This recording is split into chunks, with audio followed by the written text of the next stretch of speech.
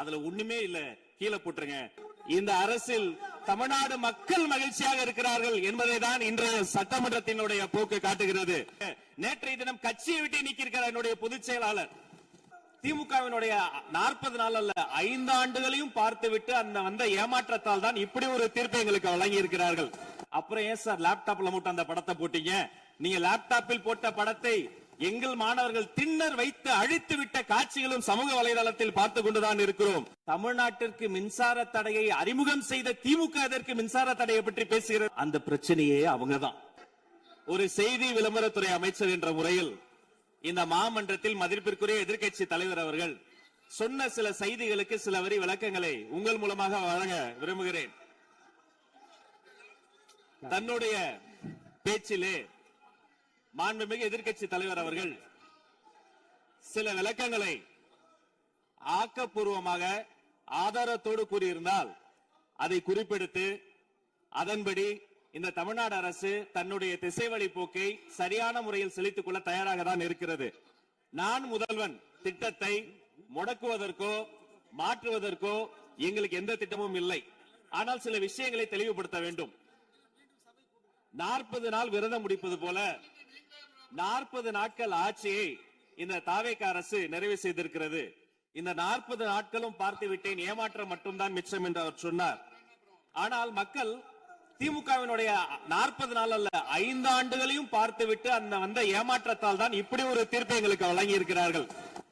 ஆளுநர் மகிழ்ச்சி, அமைச்சர்கள் மகிழ்ச்சி, ஆளுநர் மகிழ்ச்சி என்றெல்லாம் சொன்னார். இந்த அரசில் தமிழ்நாடு மக்கள் மகிழ்ச்சியாக இருக்கிறார்கள் என்பதை தான் இன்றைய சட்டமன்றத்தினுடைய போக்கு காட்டுகிறது.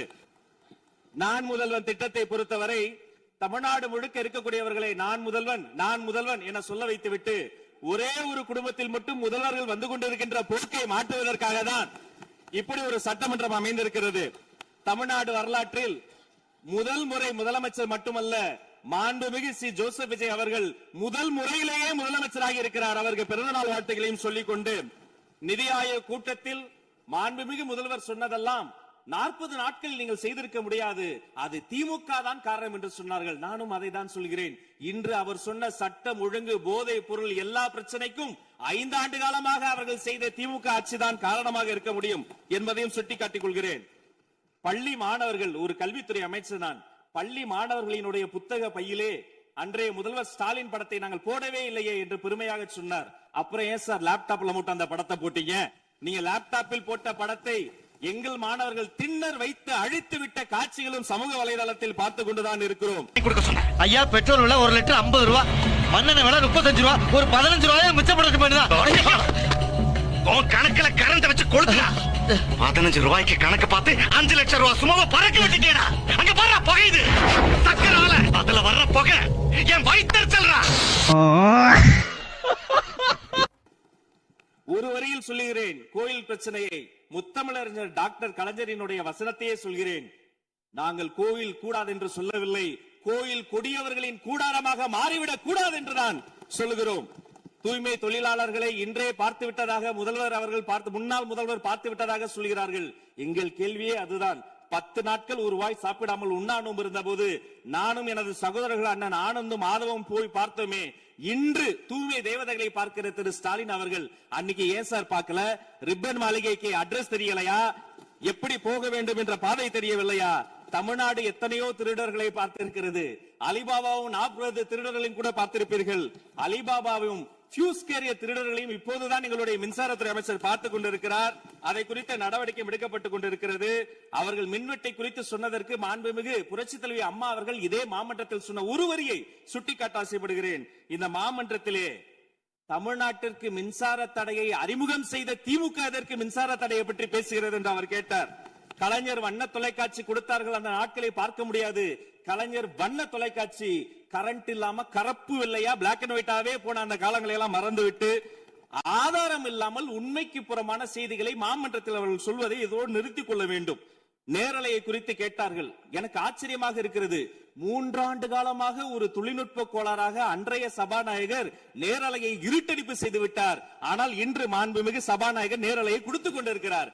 அவருக்கு எங்கள் சார்பாகவும் நன்றியை கூறிக்கொண்டு விவசாயிகளின் குறித்து இந்த மாமன்றத்தில் ஒன்று சொல்கிறேன், தமிழ்நாடு வரலாற்றிலேயே விவசாயிகளினுடைய சங்கத்தின் தலைவர்கள் மீது குண்டாஸ் போட்ட ஒரு சர்க்கார் திமுக சர்க்கார்.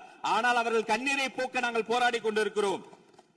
அரசு பள்ளிகளில் எந்த கட்சிக்காரர்களும், அது தாவேக்காரர்களாக இருந்தாலும் சரி, பள்ளி மாணவர்களை தொந்தரவு செய்யாதீர்கள் என்று சொன்னதோடு மட்டுமல்ல, பெருமையோடு சொல்கிறேன், எங்கள் கட்சியினுடைய ஒன்றிய செயலாளர் அரசு பள்ளியில் சென்று ரீல்ஸ் எடுத்ததற்காக நேற்றைய தினம் கட்சியை விட்டு நீக்கியிருக்கிறார் என்னுடைய பொதுச் செயலாளர். சட்டம் ஒழுங்கு பிரச்சனையை பற்றி பேசுகிறவர்களுக்கு அண்ணா பல்கலைக்கழகம் நினைவுக்கு வரவில்லையா? அண்ணா நகரில் பெத்த பிள்ளைக்கு கொடுமை நடந்ததற்கு கம்ப்ளைண்ட் கொடுக்க வந்த அப்பா அம்மா மீதே அடித்து துன்புறுத்தியது நினைவுக்கு வரவில்லையா? யார் அந்த மேலிடம் என்று கேட்பவர்களுக்கு யார் அந்த சார் என்பது நினைவுக்கு வரவில்லையா என்பதை உங்கள் மூலமாக நான் கேட்டுக்கொள்கிறேன். இடையில் ஆங்கிலத்தில் ஒரு விஷயம் சொன்னார், to remain silent.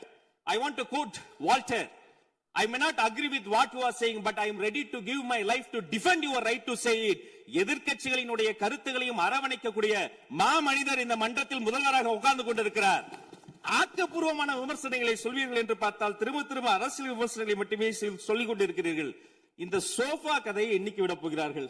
எங்கள் தலைவர் சினிமாவை விட்டாலும் அவர்கள் அட்லி என்கிறார்கள், புஷ்பா என்கிறார்கள், ஜுராசிக் பார்க் என்பார்கள் போல் இருக்கிறது. நான் ஒன்று சொல்லிக் கொள்கிறேன், அந்த சோஃபா அவர்கள் வாங்கியது, அவர்களினுடைய வசதி கருத்து வாங்கியது. மதிப்பிற்குரிய அண்ணன்களை நீங்கள் சிறுமைப்படுத்தக் கூடாது. ஆனால் ஒன்று உறுதி, எந்த காரணம் கொண்டும் பார்க்க வருகிற கூட்டணி தலைவர்களுக்கு மட்டும் பிளாஸ்டிக் சேர் போட்டதை போல சிறுமைப்படுத்தக்கூடிய கட்சி தமிழக வெற்றி கழகம் இல்லை என்பதையும் நேரத்தில் நான் தெரிவித்துக் கொள்கிறேன். சிங்க பெண்களை குறித்து அன்றே விரிவாக தெளிவாக அழகாக நான் கூறிவிட்டேன். சிங்க பெண்கள் இந்த நாட்டினுடைய தமிழ்நாடு அரசினுடைய பொக்கிஷம். அவர்களை குறித்து மீண்டும் மீண்டும் இப்படி சிறுமைப்படுத்தி பேசியதற்காக மாண்புமிகு பேரவைத் தலைவர்கள் அதை கண்டிக்க வேண்டும். சிங்க பெண்களை குறித்து இனி யாராவது தவறாக பேசினால் அதை அனுமதிக்க கூடாது. இப்படி தவறாக பேசியதற்காக அவர்கள் மன்னிப்பு கேட்க வேண்டும் என்று தமிழக வெற்றி கழகத்தினுடைய அரசு சார்பில் கேட்டுக்கொள்கிறேன். வாக்குறுதிகளை பற்றியெல்லாம் பேசினார்கள். பொதுவாக வாக்குறுதிகள் சர்வதேச அளவில் பொலிட்டிக்கல் பினாமினல் எப்படி உருவாகிறது? ஒரு பிரச்சனை, அந்த பிரச்சனைக்கான ஒரு சொல்யூஷன்ஸ், அதை எந்த பொலிட்டிக்கல் இன்டர்ஃபரன்ஸ் இல்லாமல் செயல்படுத்தக்கூடிய ஒரு செயல்முறை, பின்பு வரக்கூடிய அந்த வெற்றியை ரோடு போடுவோம் என்று சொல்லி ரோடு போட்டதை காண்பித்து எக்ஸிபிட் செய்து அவர்கள் முன்னோக்கி செல்வார்கள். ஆனா இங்க பொறுத்த வரைக்கும் நாம தமிழ்நாட்டில் இதுவரைக்கும் ஆண்டவர்கள் பிரச்சனையை ஐடென்டிஃபை பண்ணி சொல்லவே மாட்டாங்க. ஏன் தெரியுமா? அந்த பிரச்சனையே அவங்கதான், அவங்களே அவங்களை ஐடென்டிஃபை பண்ணி எப்படி சொல்ல முடியும்? சரி, அதுக்கு பாசிபிள் சொல்யூஷன் சொல்லி பொலிட்டிக்கல் இன்டர்ஃபரன்ஸ் இல்லாம அதை செயல்படுத்த முடியுமா?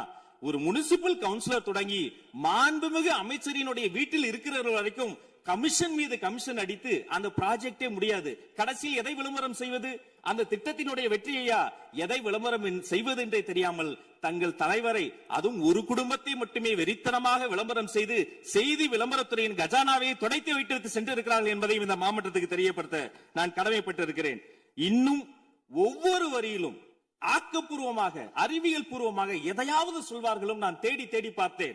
அவராக 40 நாட்கள் தேடி பார்த்து ஏமாற்றம் அடைந்தார். நான் 40 நிமிடத்திலேயே ஏமாற்றம் அடைந்து விட்டேன். இதை சொல்ல வேண்டும் என்று சொன்னால் ஒரு நகைச்சுவை காட்சியில் சொல்வதை போல அதுல ஒண்ணுமே இல்ல, கீழே போட்டுருங்க. நன்றி சட்டப்பேரவை தலைவர் அவர்களே.